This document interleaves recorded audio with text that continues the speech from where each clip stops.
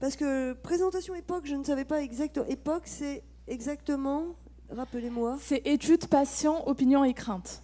D'accord. Et donc, c'est une étude qui a été lancée à la base il y a quelques années par UCB et la Fondation Arthritis, avec le soutien des plus grandes associations dont l'ACS, et qui aborde le sujet des craintes et des croyances et des peurs des patients atteints de rhumatisme inflammatoire chronique. Et donc vous avez mené une large enquête sur une population. Une large enquête qui a été d'abord, c'était d'abord une étude qualitative sur 50 patients qui a permis d'identifier les questions. Puis une enquête beaucoup plus large sur plus de 700 patients, statistiques, etc., qui a mené à la publication d'articles scientifiques, et à des résultats très intéressants. Et là, on est à l'étape de mettre en place des outils avec tous ces résultats pour le grand public et les patients, etc., et pour amener des réponses aux questions qui ont été identifiées. Donc on en parlera tout à l'heure. Merci beaucoup. On va vous laisser à présent nous présenter un petit peu. D'accord, je vais vous parler un peu, on va passer la vidéo de Lionel Commel, qui est le directeur, peut-être certains d'entre vous le connaissent, le directeur de la Fondation Arthritis, qui est aussi un patient atteint de spondylarthrite et un grand sportif. Et il n'a pas pu être là aujourd'hui parce qu'il se prépare au championnat de France de rallye. Wow. Donc de là où il est, en plein préparatif, une course ce week-end, il nous a fait une petite vidéo, il vous passe le bonjour à tous, voilà.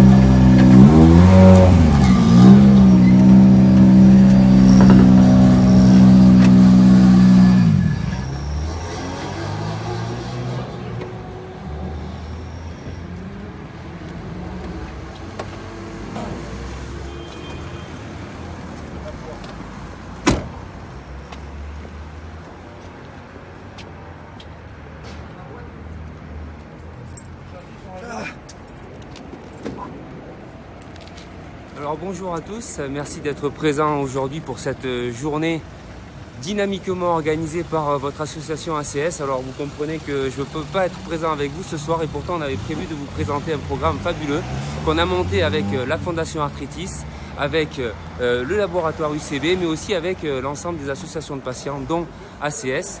Et ce programme, qui s'appelle EPOC, il cherche à informer l'ensemble des patients sur les peurs et les croyances que peuvent avoir les patients autour des rhumatismes et même des traitements. Ça va certainement vous apporter beaucoup, puisque vous savez qu'il est particulièrement important de pouvoir comprendre ce qui se passe dans son corps pour essayer de comprendre un peu mieux cette maladie et de l'accepter un tout petit peu mieux. En tout cas, avec la Fondation Arthritis, la recherche nous a permis de pouvoir vous apporter des réponses particulièrement étayées avec l'ensemble des recherches qui ont été faites partout dans le monde. Mais ça, il y a Yosra qui va vous l'expliquer un peu plus en détail. J'espère que ce programme va vous plaire. Je vous souhaite une merveilleuse journée et j'ai envie de vous dire courage, continuez et bravo à l'association ACS. Salut!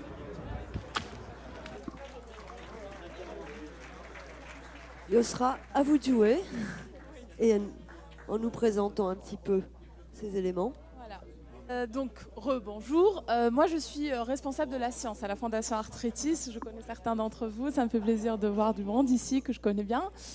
Et donc, le programme EPOC, c'est un programme scientifique à la base. C'était vraiment une étude scientifique qui a été initiée par UCB et par la Fondation avec les 4 plus grandes associations, le soutien depuis toujours de l'ACS parmi ces associations.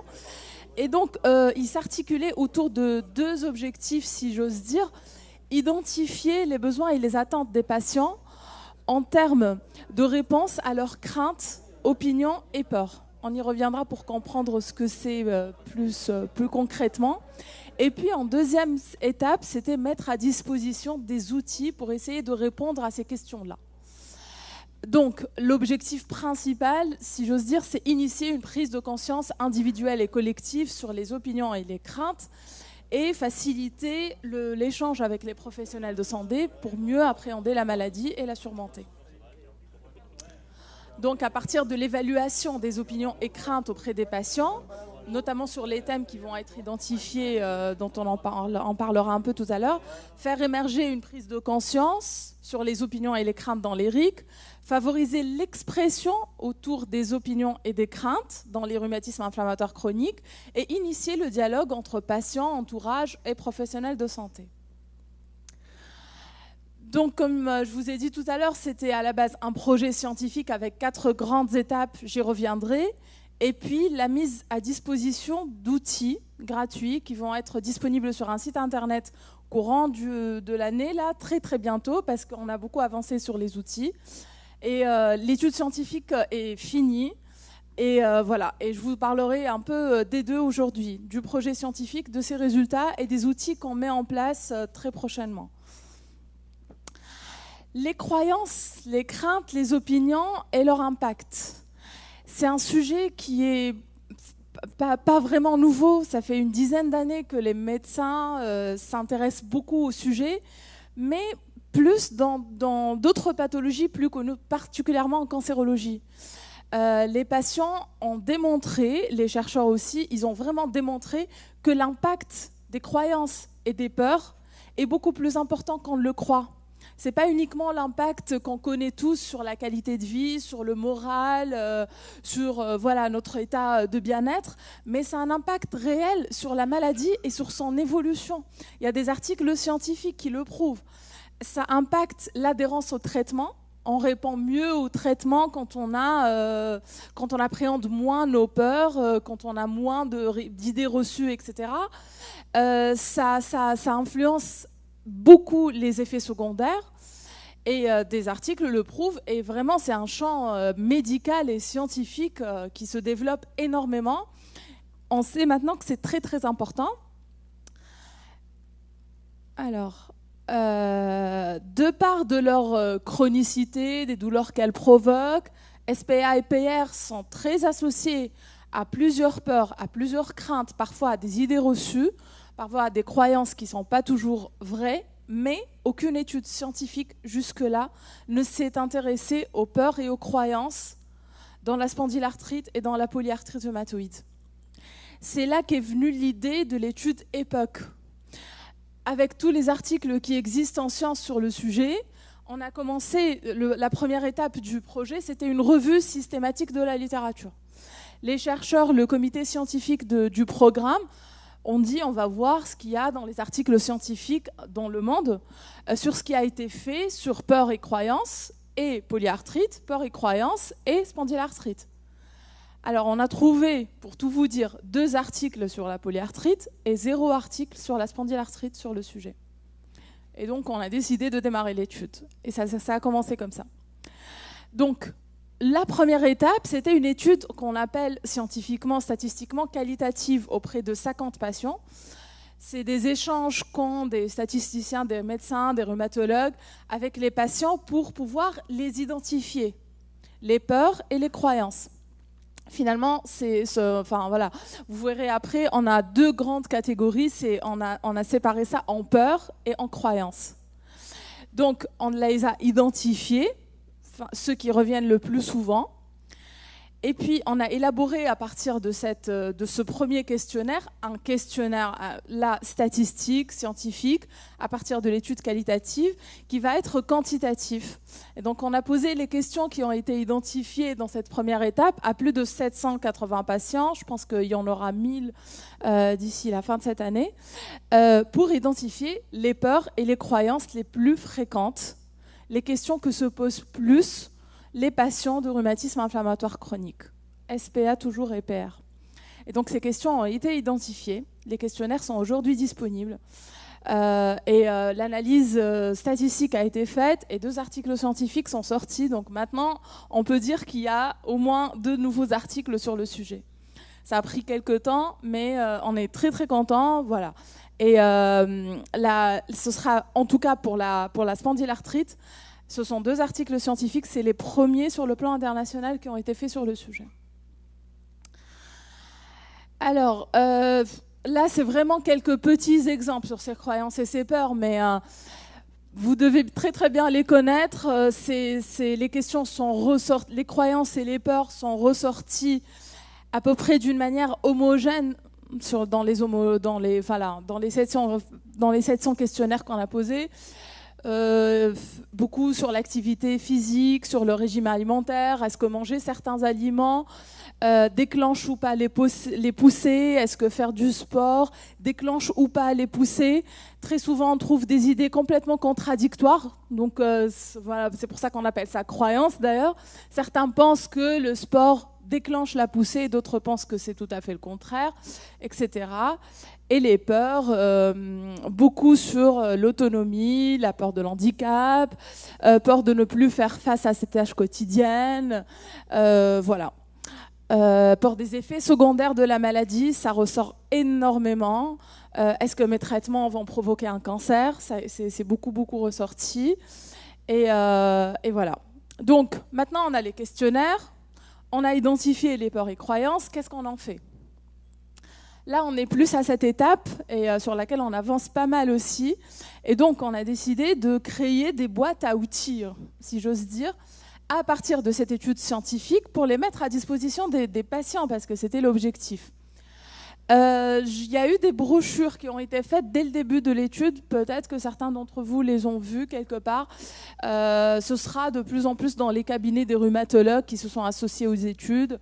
Ça parle plus, voilà, c'est plus l'identification des peurs et croyances. Et on en parle un tout petit peu sur les brochures, mais l'étude n'était pas complète au moment de la préparation de ces brochures-là. Parmi les boîtes à outils, on a aussi les 2 questionnaires. Donc le questionnaire sur les peurs, le questionnaire sur les croyances, où on va retrouver toutes les peurs et les croyances qui ont été identifiées dans les articles scientifiques. Alors, ça c'est les questionnaires, les 2 questionnaires. La synthèse des résultats, c'est-à-dire le pourcentage des patients qui ont eu telle peur, telle croyance, en pourcentage avec leur statut, si c'est des hommes, si c'est des femmes, si les femmes ont plus peur que les hommes sur certaines questions, etc. Donc toute l'étude statistique sera présentée en infographie qui est déjà faite, et une petite vidéo motion design sur 4 ou 5 minutes qui nous donne vraiment un peu le profil des patients, avec quelle peur ou croyance ils ont selon le profil. Pareil, ce sera ça en affichage cette année, normalement dans les cabinets des rhumatologues, les hôpitaux, etc. Et le dernier outil qui nous tient vraiment à cœur, c'est qu'on essaye de répondre à ces questions. C'est extrêmement difficile parce que des fois, la réponse n'est pas noire ou blanche, c'est pas un oui ou un non. Et franchement, on a beaucoup réfléchi à la question et on s'est lancé.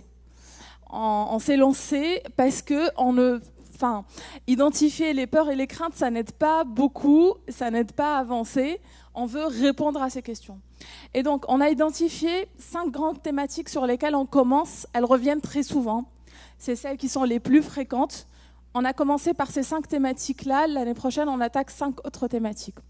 Les 5, en gros, c'est la génétique comme grande thématique. Mais les questions qui lui sont associées, c'est est-ce que je transmets la maladie? Est-ce que je vais transmettre la maladie à mes enfants? Souvent, c'est ça, la question qui sort. L'alimentation, les questions sont très nombreuses sur les régimes alimentaires, sur les allergies, tout ce qu'on entend, tout ce qu'on voit. L'activité physique, les tâches quotidiennes et les traitements. Ce sont les 5 thématiques qui sont ressorties avec le plus haut pourcentage dans les questionnaires.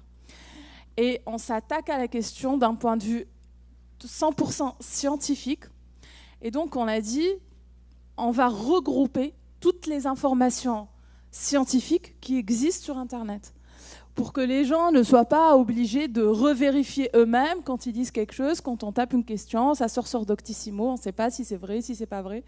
Là, on se lance le défi d'être la première source d'information validée par les plus grands scientifiques du domaine. Et donc, ce qu'on a fait, c'est un peu du charabia scientifique, mais en gros, c'est une revue, c'est une bibliographie à très très grande échelle, c'est-à-dire qu'on pose la question, c'est une technique bibliographique très connue, on formule la problématique, c'est-à-dire on pose la question, est-ce que je transmets la maladie à mes enfants? Et on recherche, avec des moteurs de recherche scientifiques connus, les bases de données qui sont citées là-haut, PubMed, etc. C'est des bases de données connues, donc on recherche tous les articles qui ont été rédigés sur le sujet. Et les articles, ça veut dire les travaux de recherche scientifiques qui ont été faits sur le sujet. Quels sont les gènes, quels sont les pourcentages de transmission, héréditaire ou génétique, toutes ces questions-là. Donc on nous sort tous les articles, une équipe de rédaction médicale s'est penchée sur tous ces articles-là, avec des critères bien sûr. On prend que les articles de renom, d'un facteur impact élevé, qui ont été validés, revérifiés, etc. Donc plus les méta-analyses. Donc finalement, on a lu plus de 150 articles par thématique pour vous dire que y avait beaucoup de travail sur ces questions-là et beaucoup de travaux de recherche. Mais personne ne les a vraiment synthétisés de cette façon-là et n'est allé voir et comparer toutes ces questions-là. Donc, évaluer et hiérarchiser les preuves, c'est ce que je vous disais. Prendre les articles qui sont les plus intéressants, les travaux de recherche qui ont été confirmés et validés, et répondre à la question. Donc, est-ce que je transmets la maladie à mes enfants? Donc, on a les réponses à ces 5 premières thématiques. On a les réponses. Donc, on a décidé de faire la rédaction avec ces 4 niveaux de réponse, si j'ose dire. En fait, ils sont 3 plus les ressources bibliographiques. Donc, en niveau 1 de réponse, il y aura une illustration qui résume un peu les réponses qu'on a eues. C'est vraiment pour que ce soit accessible à tous les patients, quel que soit leur niveau de connaissance scientifique, etc. Donc, il y a eu un autre travail après de vulgarisation de la réponse et de la vulgarisation des données scientifiques. Donc un premier niveau avec une réponse schématique, un deuxième avec une réponse de 2 ou 3 pages pour chaque thématique, et en niveau 3, ça s'adresse plus aux professionnels de santé et les patients avertis. Il y a plein de patients qui connaissent tellement de choses scientifiquement qu'ils passent tout de suite au niveau 3, ils ont envie de lire le niveau 3 parce qu'ils connaissent déjà pas mal de choses. Et pareil, les professionnels de santé, jusque-là, ils ne connaissaient pas tous les réponses à toutes les questions. Parce que quand on va voir un rhumatologue, il n'a pas forcément lu tous les articles sur l'exercice sportif, est-ce que c'est bon ou pas, il va nous adresser à un autre professionnel de santé, etc. Donc c'est une source d'information également pour les professionnels de santé. Et c'est aussi un moyen d'amorcer le dialogue. J'ai lu ça, est-ce que c'est vrai, qu'est-ce que vous en pensez, etc. Et en 4, toutes les ressources bibliographiques qu'on a utilisées. Donc, pour aller encore plus loin, on peut lire l'article, source, voilà, qui a parlé de telle ou telle question. Vous avez une question ? Non, donc, mais d'accord. bientôt. Je regarde l'heure. Donc, c'est fini. Tout ça sera disponible en 2018 gratuitement, bien évidemment, sur un site internet, mot pour mot, il s'appelle motpourmot.fr. Je suis sûre que l'ACS, avec le beau travail qu'ils font, va communiquer dessus, ça c'est sûr. On en a nous un peu parlé sur le magazine de la Fondation, vous trouverez un peu des brochures là. Mais on essaiera de communiquer vraiment très largement, lancer une campagne de communication selon les moyens dont on va disposer pour que tout le monde soit au moins au courant. Tous les outils seront sur le site. Et voilà, et à votre disposition à tous, et on espère contribuer un peu à dissiper ces peurs, justement, avec les réponses. Merci. Oui, pardon. Je voulais juste redire que les réponses ne sont pas toujours affirmatives. Parce que la science n'a pas de réponse sur toutes les thématiques, mais c'est extrêmement rassurant parce qu'on voit qu'il y a des travaux de recherche qui ont été faits et ça, en tout cas, ça enlève beaucoup de fausses croyances et d'idées reçues qui peuvent polluer vraiment notre manière de vivre la maladie. Évite d'aller se perdre sur des sites qui ne sont pas fiables. Absolument. Ça, c'est la grosse problématique pour tout le monde. On vous applaudit, on vous remercie infiniment. Merci beaucoup. Merci. Juste une question. Oui. J'imagine bien que c'est actualisé très régulièrement parce que par définition, la recherche avance, les microbiotes, on en parlait encore ce matin. Très bonne question. C'est prévu tous les 2 ans pour chaque thématique. Donc tous les 2 ans, on met les nouveaux articles, les découvertes, enfin, sauf grande découverte qui sera mise en urgence sur le site. Mais sinon, tous les 2 ans, tous les nouveaux articles des 2 dernières années sur les 5 thématiques. Et on élargit les thématiques aussi. Là, on en a que 5, mais les 5 prochaines sont en cours. Moi, juste une petite question. Les hommes ont plus de peur ou moins de peur que les hommes? Franchement, oui. Plus les femmes. Les femmes ont plus de peur. Oui. Et on nous explique ça par le fait que les femmes se projettent plus, donc voilà. Donc elles ont plus peur. Et je suis sûre qu'elles ont moins de croyances, par contre. Peut-être, oui, en tout cas, oui, peut-être. Oui, je pense que en pourcentage, il y a moins de croyances. C'était pour plaisanter. Il ne fallait pas me fâcher non plus.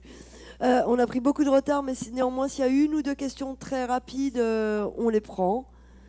Est-ce qu'il y a des questions? C'est vrai que vous nous livrez un outil, vous livrez un outil magnifique, donc je crois que c'est surtout...